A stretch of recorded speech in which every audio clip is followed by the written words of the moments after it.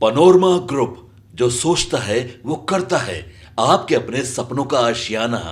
चिराग पासवान ने कल देश के गृह मंत्री अमित शाह से मुलाकात की है। चिराग पासवान और अमित शाह की इस मुलाकात के मायने निकाले जा रहे हैं। जाहिर है, दो बड़े नेताओं के बीच जब मुलाकात होती है तो उसके मायने निकाले जाएंगे, उसका मतलब निकाला जाएगा।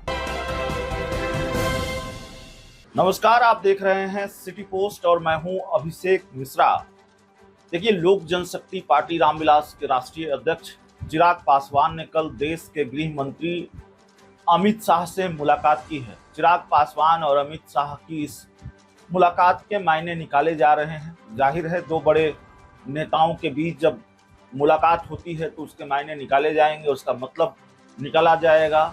ये समझने की कोशिश होगी कि आखिर ये मुलाकात हो रही है तो इसका मतलब क्यों है, और जिन स्थितियों और परिस्थितियों के बीच ये मुलाकात हुई है, तो जाहिर तौर पर यह समझना जरूरी हो जाता है कि आखिरकार क्या बात हुई, मुलाकात हुई।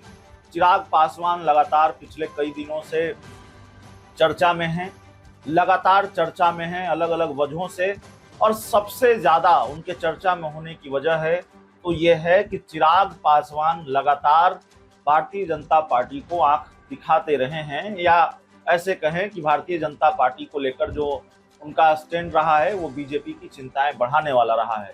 भारतीय जनता पार्टी और एनडीए से इतर उनकी राय रही है। चिराग पासवान का स्टैंड रहा है वक्फ संशोधन अधिनियम बिल हो, या फिर जातीय जनगणना की मांग हो, या अन्य कई दूसरे मुद्दे हों। चिराग पासवान ने पिछले दिनों कई बार मोदी की और बीजेपी की चिंताएं बढ़ाई हैं।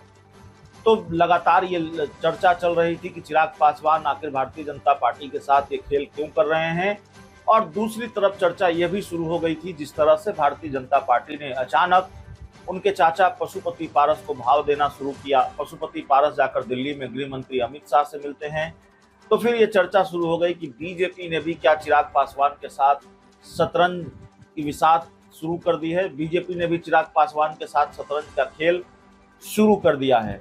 और बाद में फिर यह भी चर्चा शुरू हो गई कि चिराग पासवान के पार्टी के 3 सांसद टूट सकते हैं।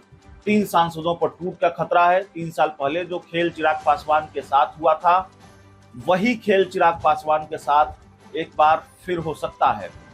पटना में चिराग पासवान मीटिंग करते हैं, दिल्ली से पटना लैंड करते हैं, और पटना में चिराग पासवान अपनी पार्टी की मीटिंग करते हैं।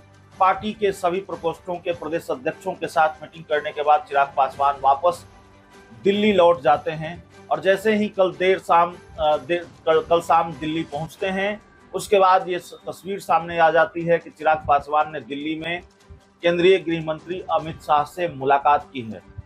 तो इस मुलाकात में क्या हुआ है, बंद कमरे के बीच जो बातचीत हुई है वो तो जाहिर तौर पर बाहर आएगी नहीं, लेकिन क्या ऑल इज वेल हो गया है एनडीए में? चिराग पासवान और भारतीय जनता पार्टी के बीच जो दूरियां बढ़ती हुई दिखाई दे रही थी वो खत्म हो गई है, वो मामला खत्म हो गया है, और तल्खी खत्म हो गई है।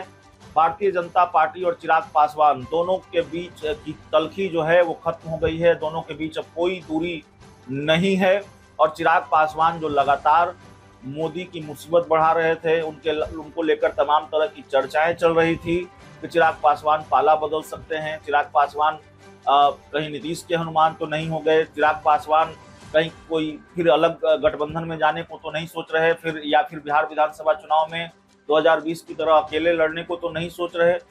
देखिए, जब ऐसे घटनाक्रम होते हैं तो तमाम तरह की चर्चाएं होती हैं, कुछ जानकारियां होती हैं, कुछ घटनाक्रमों से संकेत मिलते हैं, और कुछ अटकलबाजियां भी होती हैं। तो ये सारी चीजें चल रही थी। तो क्या इन सब चीजों पर चिराग पासवान ने देश के गृह मंत्री अमित शाह को सफाई दी है?